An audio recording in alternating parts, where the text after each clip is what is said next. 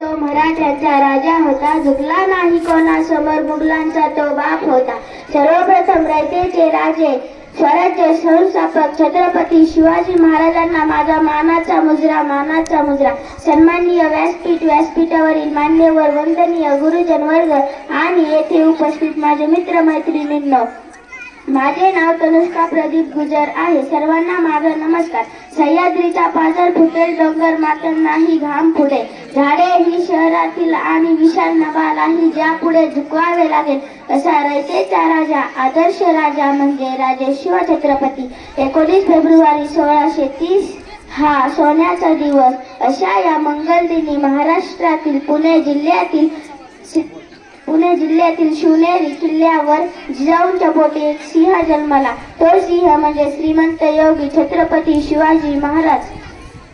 त्यांच्या वडिलांचे नाव शहाजीराजे भोसले, त्यांच्या आईचे नाव जिजाऊ असे होते. धन्यवाद.